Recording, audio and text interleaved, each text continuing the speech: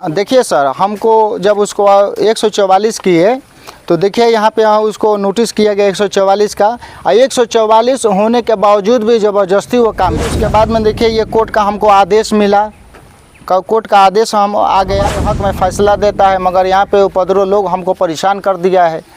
हमको रहना के आपको आता है, लेकिन तुमको गांव में रहने नहीं देंगे। कभी कुछ बोलता है, कभी किस चीज़ का धमकी देता है, और लोगों से दिलवाता है। BCom, BSc, MA, MCom करें विश्व की सबसे बड़ी यूनिवर्सिटी इग्नू से। सॉल्व असाइनमेंट्स और गाइड बुक्स प्राप्त करें। संपर्क करें Mahakal computers, DAV PG college के पास, पंच मंदिरा मोड़ से दाहिने। कोर्ट से डिग्री होने के बाद भी जमीन पर अवैध रूप से चल रहा काम, बार बार थाने में शिकायत के बाद भी थाना प्रभारी नहीं ले पा रहे एक्शन।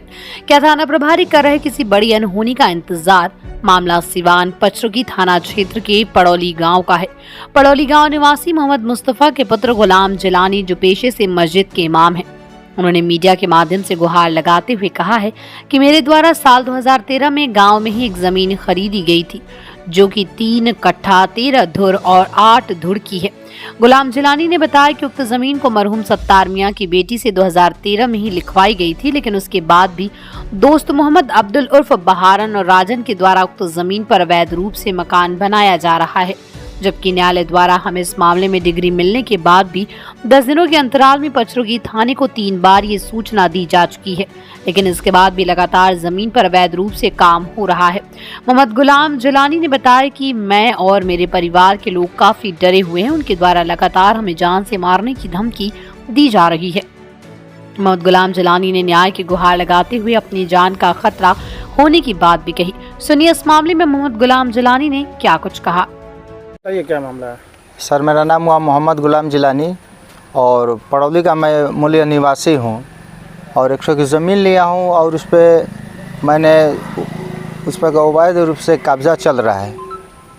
और हमने हर कोर्ट में हमारा सारा मामला हमारे पक्ष में हुआ है, और हमको 144 में भी डिग्री मिला।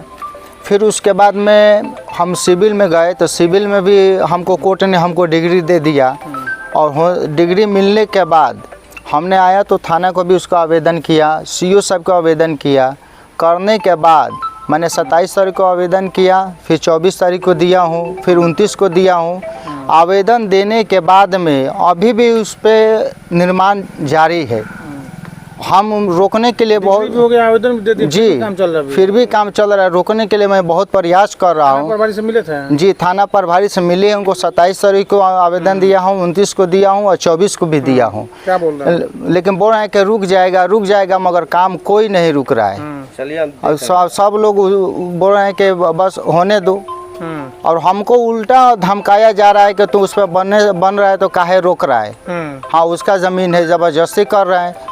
और हम जब ज़मीन पर जाना चाहते हैं माना करने के लिए, तो सब लड़ाई झगड़ा करने के लिए तैयारी हो जाता है, और उपद्रवी लोगों को बुला लेता है मेरे पास में कि इनको मरवा देंगे तो फेंकवा देंगे, तो घर वालों को कभी धमकी देता है, और कभी बाइली लोगों से भी हमको दबाव में डलवाता है कि आप वो छोड़ दीजिए, ज़मीन छोड़ के हट जाइए। बताइए, हमको कोर्ट दिया है, और हम कोर्ट से हमको न्यायालय से उम्मीद है कि न्यायालय हमारा हक फैसला करेगा, सही फैसला सुनाएगा। न्यायालय पर हम उम्मीद करके न्यायालय में जाते हैं, और ये न्यायालय में नहीं जाती है। तो अभी थाना प्रभारी सहयोग नहीं कर रहे हैं, क्या चाहते हैं? हम चाहते हैं कि थाना प्रभारी से हम बहुत उम्मीद रखते हैं कि थाना प्रभारी और हमारे CO साहब और इसके ऊपर जो भी अधिकारी है हमारा फुल सहयोग करे, अमूल्य रूप से हमारी ज़मीन को हमारे हवाले कर दिया जाए। और हमारा उस पर शुरू से हमारा कब्जा रहा, ज़बरदस्ती उपद्रव कर करके, और समझ लीजिए हमसे लड़ाई झगड़ा करने, हम तो लड़ाई झगड़ा करना नहीं चाहते हैं, और वो हमसे करना चाहता है। हम लड़ाई से दूर भाग, इस बात की जानकारी मैं थाना को भी दिया हूँ कि मैं लड़ाई नहीं करना चाहता हूँ, और ज़बरदस्ती कर रहा है कि हम लड़ाई करेंगे।